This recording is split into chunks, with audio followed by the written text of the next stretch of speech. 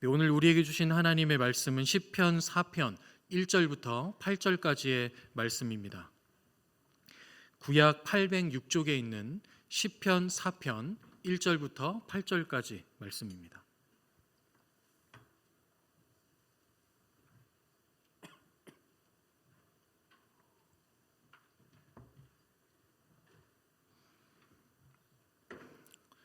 네, 시편 4편 1절부터 8절까지 말씀을 저와 여러분이 한 절씩 교독하도록 하겠습니다. 내 의의 하나님이여, 내가 부를 때에 응답하소서.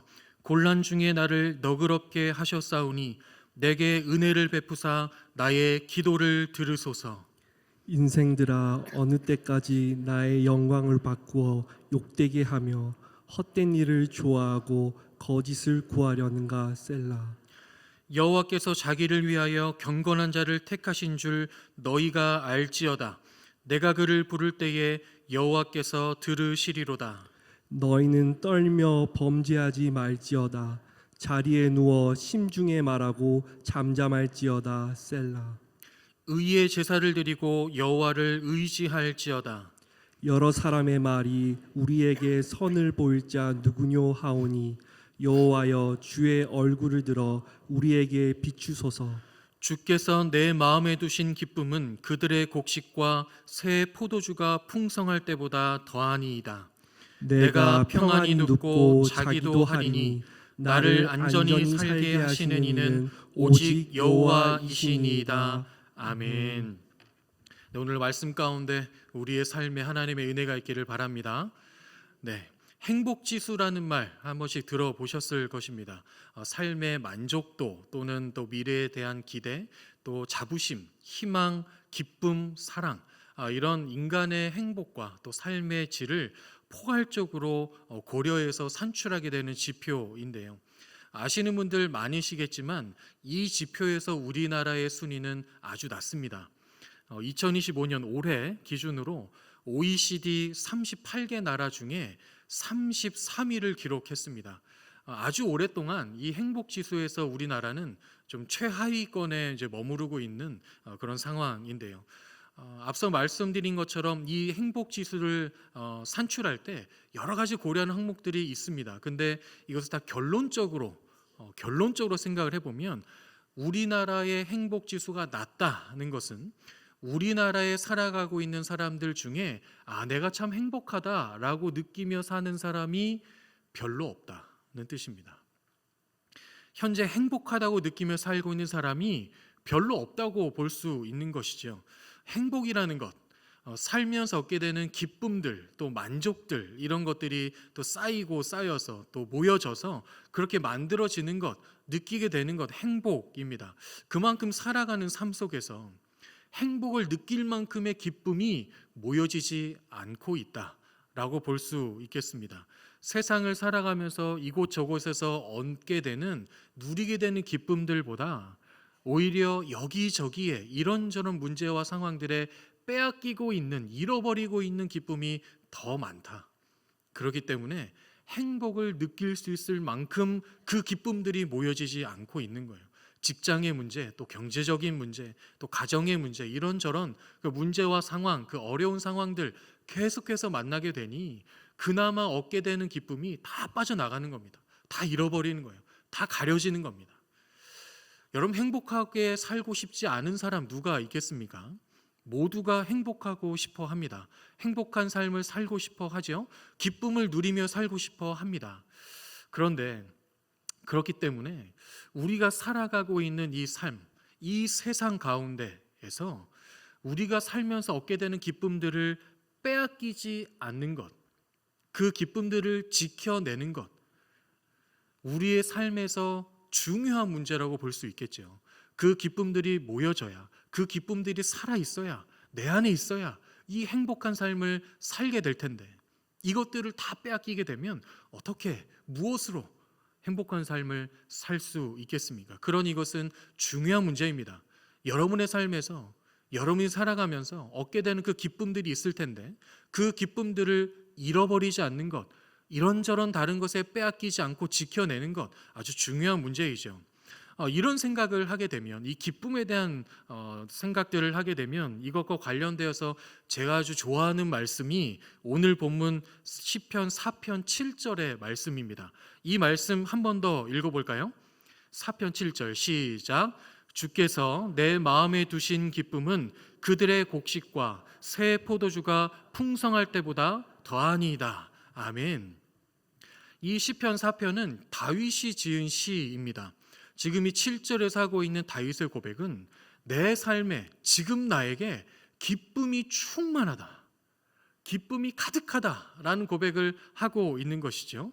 추수할 때 거두어 들여서 곡간을 가득 꽉꽉 채우고 있는 그 곡식들, 또는 이 포도주통에 포도주가 가득 차 있는 그때 그 상태보다 지금 나에게 있는 기쁨이 더 충만한 상태이다 라고 고백하고 있는 것입니다.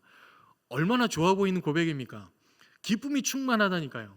그 삶에 기쁨이 충만하다, 나한테 기쁨이 온통 가득하다 라는 고백을 하는 것이니 얼마나 좋은 고백입니까? 저와 여러분에게도 이런 고백이 터져 나왔으면 좋겠습니다. 내 안에 기쁨이 충만하다, 기쁨이 충만하다. 그런 삶을 다 원하죠. 그런데 이 고백, 이 하고 있는 다윗이 하는 고백이 나오고 있는 시편 4편을 다 살펴보면 1절부터 쭉 자세히 읽어보면 이 고백을 하고 있는 것과는 좀 다른 상황의 다윗이 보입니다. 1절 보겠습니다. 내 의의 하나님이여 내가 부를 때에 응답하소서. 곤란 중에 나를 너그럽게 하셨사오니 내게 은혜를 베푸사 나의 기도를 들으소서. 다윗은 지금 스스로 곤란한 중에 있다라고 고백합니다. 자신이 곤란한 중에 있으니 주님 은혜를 좀 베풀어 주십시오. 나를 도와주십시오. 이렇게 고백하고 있는 것이죠. 하나님께서 도와주시는 것 외에는 달리 방법이 없는, 하나님께 도움을 요청하는 것 말고는 다른 거 할 수 있는 게 없는 그런 곤란한 상황 중에 있음을 알게 됩니다. 또 2절도 이어서 보겠습니다. 인생들아 어느 때까지 나의 영광을 바꾸어 욕되게 하며 헛된 일을 좋아하고 거짓을 구하려는가. 지금 다윗은 자신을 대적하고 있는 그 원수들, 그 사람들을 떠올리면서 독백적인 고백을 하고 있는 건데요. 너희들이 언제까지 나를 부끄럽게 할 것이냐, 너희들이 언제까지 나를 욕되게 할 것이냐, 거짓으로 나를 모함하고 모욕할 것이냐, 제발 그만했으면 좋겠다. 이런 고백을 하고 있는 것이죠. 지금 자신을 대적하여서 거짓으로 모함하고 모욕하고 있는 그런 억울한 상황을 겪고 있는 다윗의 상황입니다. 그런데 이 다윗이 여기서 말하고 있는 이 상황, 이 문제, 이것들이 정확하게 언제인가는 성경이 기록하고 있지는 않아요. 하지만 우리는 다윗의 삶을 알고 있지 않습니까? 다윗이 살아가면서 이런 곤란한 상황, 모욕적인 상황, 어려운 상황을 겪을 때가 얼마나 많이 있었습니까?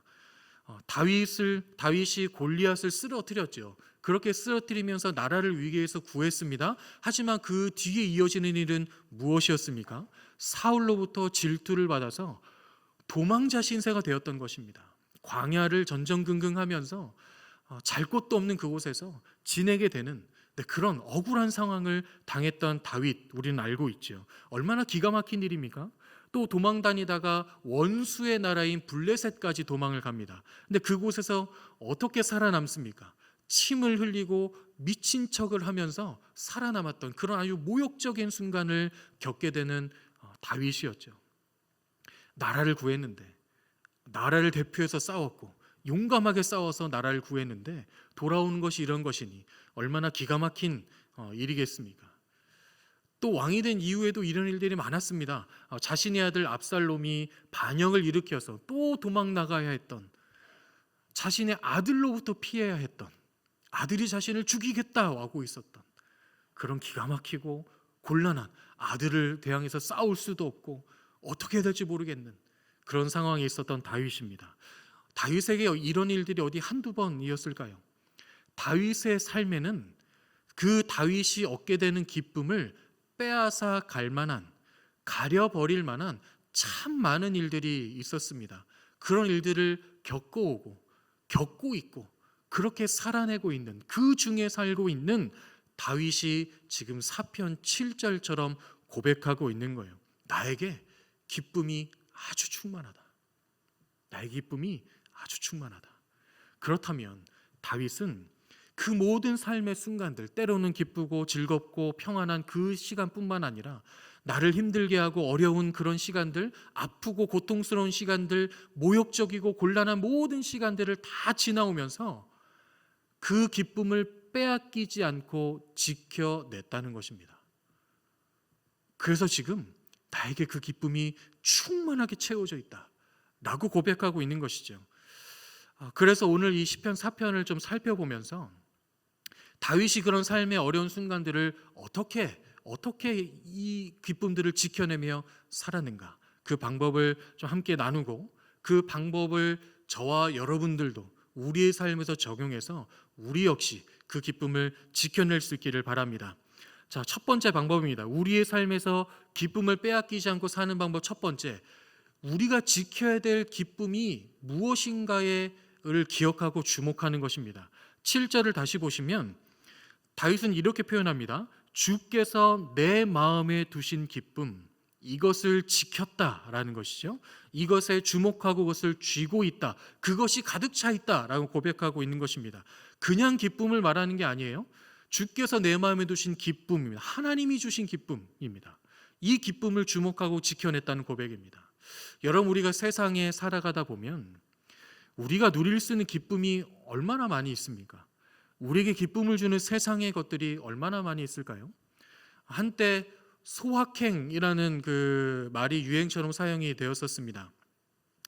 작지만 확실한 행복이라는 뜻의 단어인데요, 일상에서 누리게 되는 아주 소소하고 작은 기쁨, 그 즐거움들을 이르는 말입니다. 가령 꽃을 내가 좋아하는데 꽃을 받은 거예요. 이 기쁨, 이런 기쁨 말하는 것이고, 내가 먹고 싶은 음식을 먹게 되었을 때 이런 기쁨, 내가 좋아하는 취미를 하게 되었을 때 뭔가 그런 작은 일상에서 누리는 기쁨들을 말합니다.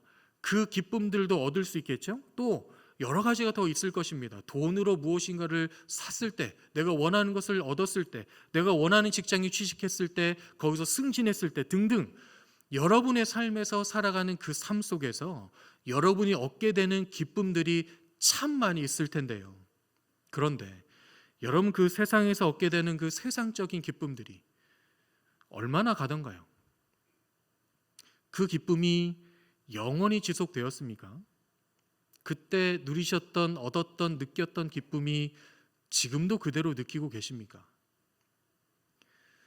세상에서 얻게 되는 기쁨들은 영원할 수 없습니다. 변하게 되고요, 사라집니다. 왜냐하면 세상이 그렇기 때문입니다. 세상이 변하고 영원하지 않고 그 세상이 주는 것들이 그렇게 영원하지 않으니 그 기쁨을 얻고 누리고 그 기쁨에 주목해서 산다면, 주목하고 있지만 어느새 기쁨이 사라진 것, 어느새 빼앗긴 것, 내 안에 기쁨이 채워진 줄 알았는데 없게 된 것, 그것을 우리는 발견하게 될 것입니다. 하지만 지금 다윗이 말하고 있는 이 기쁨은 다릅니다. 하나님이 주신 기쁨, 그 기쁨은 다르죠. 왜냐하면 하나님이 영원하시기 때문입니다. 하나님은 영원히 변하지 않으시기 때문입니다. 하나님은 영원히 함께 하시기 때문입니다. 그렇기 때문에 하나님이 주신 기쁨은 변하지 않습니다. 사라지지 않습니다. 우리 안에 영원히 있습니다. 다윗은 세상적인 기쁨을 지켜냈다고 말하는 것이 아니라 하나님이 주신 그 영원한 기쁨을 지켜냈다. 하나님이 나의 목자가 되시는 기쁨, 하나님 내 삶을 책임지시는 기쁨, 하나님이 내 삶을 인도하신다는 기쁨, 그 영원한 기쁨이 내 안에 여전히 있다. 가득히 채워져 있다. 이것을 고백하고 있는 것입니다. 그렇다면 지금을 살아가고 있는 저와 여러분에게 하나님이 주신 기쁨은 어떤 것입니까? 그 기쁨, 구원받았다는 기쁨입니다.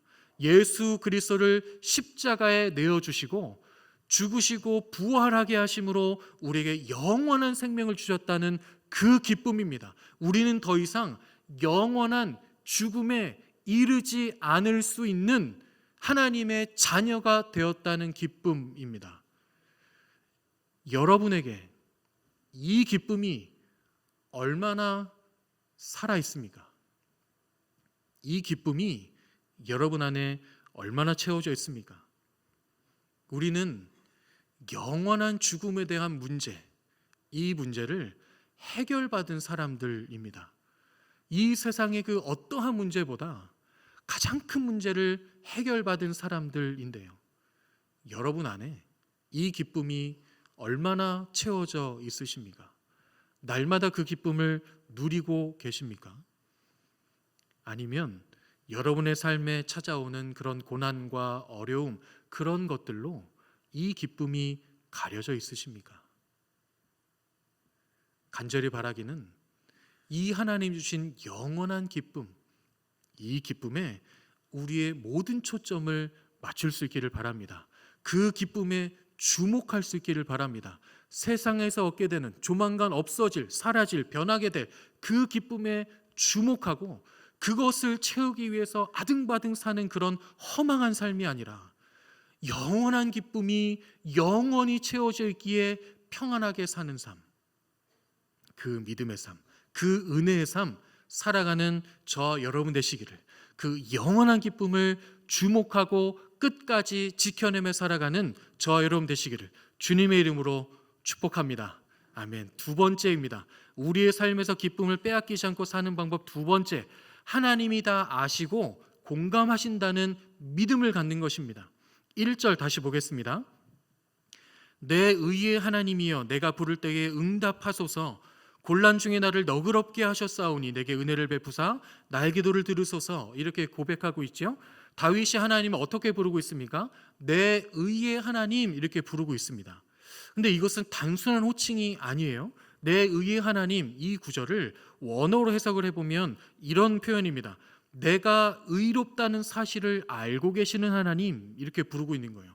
나의 의의 변호자가 되신 하나님, 이렇게 부르고 있는 원어의 뜻입니다. 그러니 지금 다윗이 하고 있는 이 호칭, 내 의의 하나님이란 뜻은, 이 호칭은 하나님이 자신이 의롭다는 것, 나의 무죄함, 나는 여전히 하나님 안에 서 있다는 것을 아시는 하나님께 본인을 변호해 주시기를, 도와주시기를 요청하고 있는 그런 요청의 고백입니다.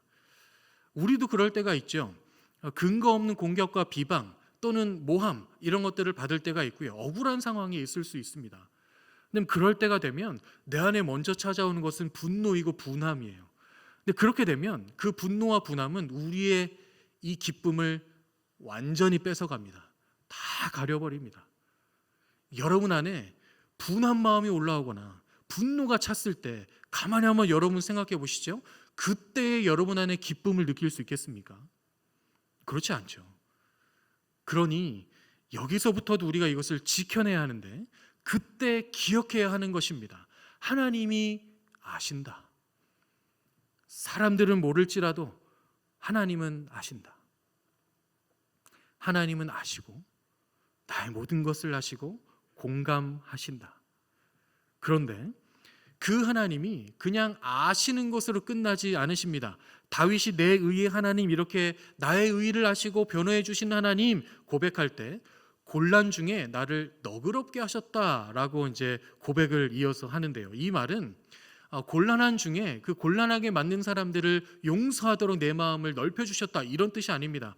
너그럽게 하셨다라는 이 원어의 뜻은 공간을 넓히다라는 뜻의 단어입니다. 공간을 넓히다. 그러니까 곤란한 중에 한 발자국도 옴짝달싹 못하게 되는, 사방이 막힌 것 같은 그런 답답한 상황에, 그 문제 가운데 하나님이 그 공간을 넓혀주셨다는 거예요. 내가 숨을 쉴 수 있도록, 내가 발을 뻗을 수 있도록 하나님 공간을 넓혀주다. 이 말은 어떤 뜻인가 하면, 나의 곤란한 상황, 어려운 문제 가운데 하나님이 개입하시고 도와주셨다는 것을 의미합니다. 하나님은 우리를 아시는 것으로 끝나지 않습니다. 하나님 우리를 그냥 내버려 두지 않으십니다. 우리의 삶에 함께 하시고 우리를 다 아시는 하나님께서 우리를 도우실 수 있습니다. 하나님 우리를 잘 아시기 때문에, 모든 것을 아시기 때문에 하나님만큼 우리를 잘 도우실 수 있는 분은 이 세상에 어떤 존재도 없다는 것이죠. 그 하나님이 우리를 도우십니다. 다윗을 도우셨습니다. 하나님이 그 곤란한 중에, 그 문제 가운데 그것을 다 하시는 다윗의 마음과 삶의 모든 믿음을 다 하신 하나님께서 그 삶의 문제에 임하셨고 그것을 개입하셨고 도와주셨다. 우리에게 이 믿음이 있어야 하는 것이죠. 때론 우리가 기쁨을 빼앗길 만한 상황을 만났을 때, 그 문제 가운데 있을 때 이것을 기억해야 합니다. 하나님이 아신다. 하나님이 지금 나의 상황, 나의 처지, 나의 형편, 나의 문제, 나의 어려움, 나의 마음 아신다. 아시고 도우신다. 하나님이 도우십니다. 그런 이 믿음을 가지면, 이 믿음을 붙들면 그런 상황 가운데에서도 우리의 기쁨을 내어주지 않을 수 있다는 것이죠. 사랑하는 여러분, 이 믿음 여러분의 있기를 바랍니다. 하나님이 여러분을 아시고 여러분을 도우십니다. 그 하나님 믿는 믿음 가지고 우리의 기쁨을 잘 지켜낼 수 있는 저 여러분 되시기를 주님의 이름으로 축복합니다. 다음 세 번째 방법입니다. 우리의 삶에서 기쁨을 빼앗기지 않고 사는 방법 세 번째는 하나님이 내 기도를 들으신다 그리고 응답하신다는 믿음입니다. 3절 보겠습니다. 여호와께서 자기를 위하여 경건한 자를 택하신 줄 너희가 알지어다. 내가 그를 부를 때에 여호와께서 들으신다라고 고백합니다. 다윗은 지금 이것은 그냥 의심이 포함된 그런 단어가 아닙니다. 그런 문장이 아닙니다. 확신에 찬 어조입니다. 의심이 단 1%도 없는 확신 100%의 선언입니다. 하나님이 나를 택하셨다. 하나님이 나를 왕으로 세우셨다. 그러니 반드시 하나님은 나의 기도를 들으시고 응답하신다. 하나님이 택하셨기 때문에, 하나님이 왕으로 세우셨기 때문에 하나님은 나의 기도를 들으신다. 이 고백을 하고 있는 것이죠. 네, 하나님은 그런 분이십니다. 하나님이 택하고 세우신 사람을 그냥 내버려 두지 않으십니다. 고아처럼 살도록 내어두지 않으십니다. 하나님은 그 사람과 함께 하십니다. 그 사람을 통해서 세우신 목적을 이루십니다. 그 뜻을 이루십니다. 그러기 위해서 그 사람의 기도를 들으십니다. 한마디 한마디의 기도, 한마디 한마디 단 한 단어까지 놓치지 않고 들으십니다. 하나님이 택하셨기에, 하나님이 세우셨기에, 하나님이 그 세우신 목적을 이루시기 위해 반드시 그 기도를 들으십니다. 그렇다면 저와 여러분은 어떻습니까? 저와 여러분은 하나님이 선택하시고 하나님이 구원하신 하나님의 자녀입니다. 믿으십니까? 네, 그렇게 하기 위해서 예수님을 내어주셨죠. 예수님을 내어주시면서까지 선택한 우리들, 그러면서까지 구원한 우리들, 자녀 삼으신 우리들의 기도를 듣지 않으시겠습니까? 우리의 기도를 하나님이 들으십니다. 한마디 한마디 다 들으십니다. 우린 기도할 수 있는 것이죠. 어려운 상황, 곤란한 상황 만날 때 있죠. 그런 문제 겪게 될 것입니다. 하지만 그때에 우리가 기도할 수 있다는 것을 잊으면 안 됩니다. 여러분 기도하시기 바랍니다. 그 기도 들으시고 응답하십니다. 반드시 응답하십니다. 그 응답이 때로는 내가 원하는 것과 다를지라도 반드시 응답하시고 우리를 통해 우리를 선택하시고 구원하신 그 하나님의 목적을 반드시 이루십니다. 그렇게 되면, 그 믿음 가지고 기도할 수 있다면, 하나님께 기도할 수 있다면 우리는 그때에도 우리의 믿음, 우리의 기쁨 빼앗기지 않을 수 있습니다. 이 믿음 가지고 기도를 통해 우리에게 주어진 기쁨 빼앗기지 않고 살아가시는 저와 여러분 되시기를 축복합니다. 마지막입니다. 우리 삶에서도 기쁨을 빼앗기지 않고 사는 방법 네 번째는요, 하나님께 적극적으로 나아가는 것입니다.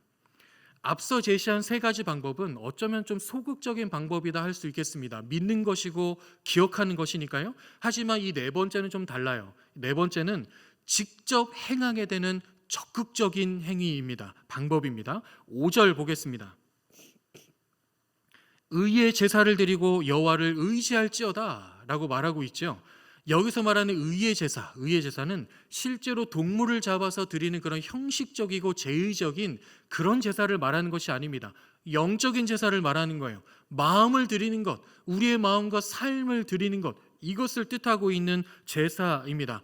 이 제사, 의의 제사를 드려라 라고 하는 말은 우리의 모든 마음을 다 드리고 모든 것을 다해 하나님께 나아가도록 권면하는 말입니다. 형식적이고 습관적으로 나가는 것 말고요.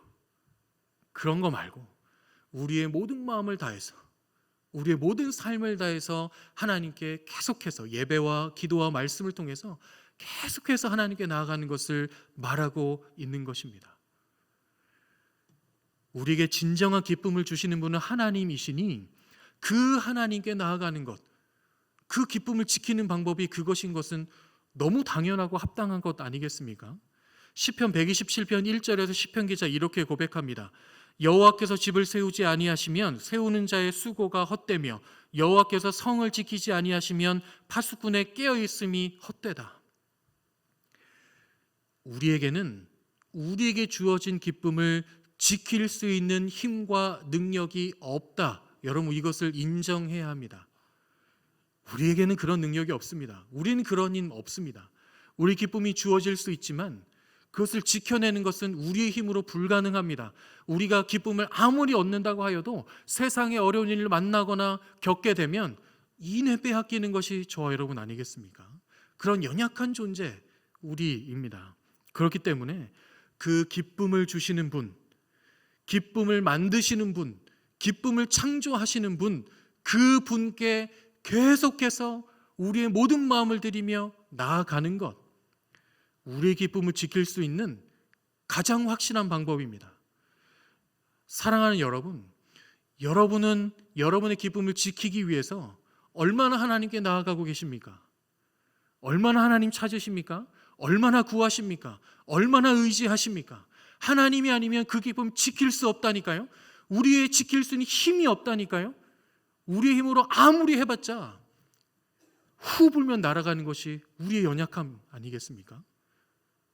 그런데 그 기쁨 어떻게 지키실 것입니까? 무엇으로 지키십니까? 여러분, 기쁘게 살고 계십니까? 우리가 해야 될 것은 끊임없이 하나님께 나아가는 것입니다.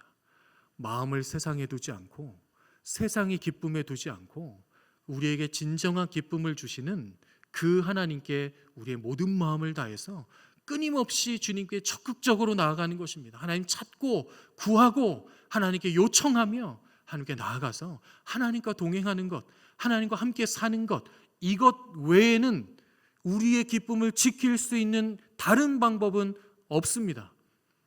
그런 방법을 주신 적이 없어요. 성경을 다 찾아보십시오. 다른 방법 나오지 않습니다. 그러니 여러분, 여러분이 살아가는 모든 삶 동안, 삶의 모든 시간 동안 적극적으로 모든 마음을 다해 하나님 찾으시기 바랍니다. 하나님께 나아가시기 바랍니다. 그렇게 될 때 하나님이 우리의 기쁨을 지켜주실 것입니다. 그 구원의 감격, 그 구원의 기쁨, 그 천국 향한 기쁨 지켜주시고 그 기쁨으로 충만하게 되어서 살아가게 하실 것입니다. 그런데 그렇게 살게 되면 어떠한 삶을 살게 되는가? 다윗은 이것을 알고 있었던 사람이 분명합니다. 그래서 8절과 같이 고백하는 것이죠. 8절 말씀은 함께 읽어보겠습니다. 시작. 내가 평안히 눕고 자기도 하리니 나를 안전히 살게 하시는 이는 오직 여호와이시니이다. 아멘. 네, 그런 사람들이 있죠. 정말 막 그 걱정이 되고 그런 게 가득한 상황인데 옆에서 정말 코를 드르렁 골며 편하게 자는 사람들이 있습니다. 생각이 없거나 저 같은 사람들일 텐데요. 다윗의 삶이 절대 순탄하지 않았다는 것 저희가 알고 있죠. 근데 그런 삶을 살고 있는 사람이 마치 아무런 걱정이 없는 것처럼 평안히 눕고 자기도 한다라고 고백합니다. 어떻게 가능한 것인가? 어떻게 가능한 것인가?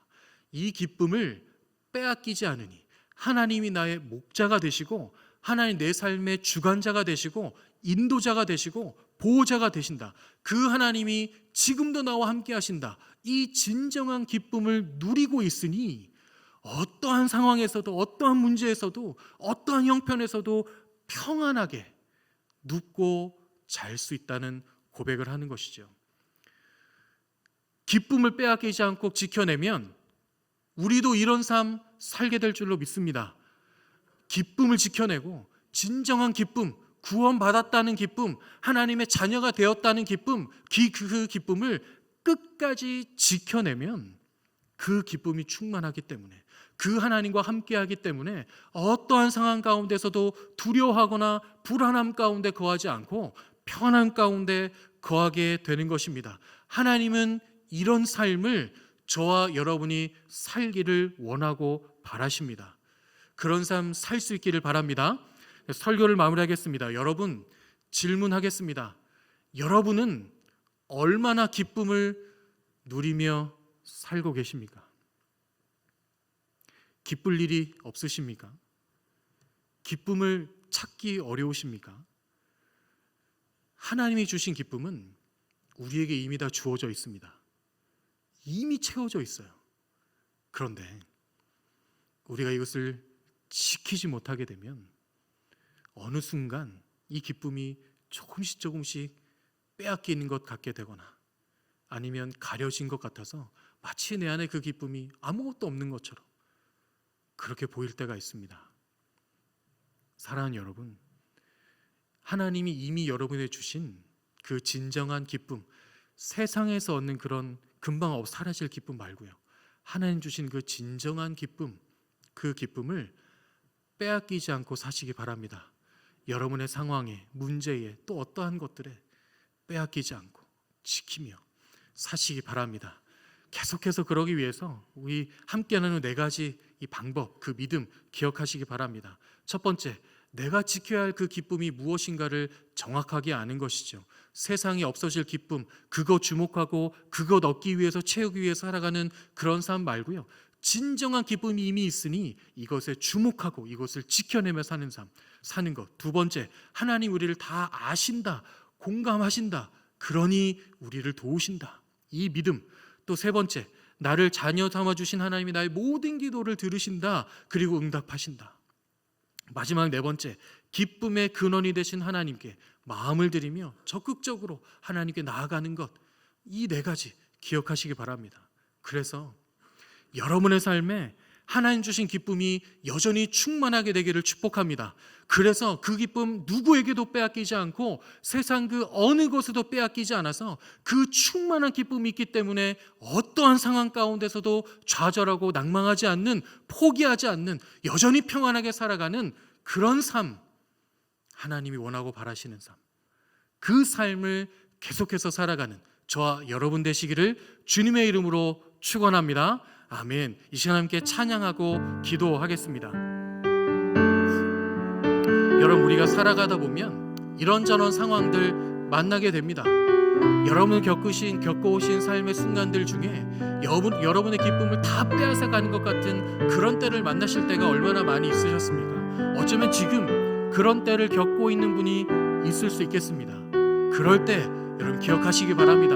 이 기쁨, 구원의 기쁨, 이 생명의 기쁨, 영원한 기쁨을 지켜야 된다, 지켜내야 된다, 지키고 살아야 한다. 이 믿음 기억하시기 바랍니다. 그리고 지키게 하시는, 지켜주시는 그 하나님께 우리의 마음을 고정하고 마음을 드리고 그렇게 주님께 계속해서 나가서 그 주님과 함께 평안하게 하나님이 살게 하시는 그런 믿음의 삶 살아갈 수 있도록, 하나님, 나의 마음을 주님께 둡니다, 나의 마음을 주님께 고정합니다, 이 고백 주님께 드리시면서 함께 찬양하도록 하겠습니다.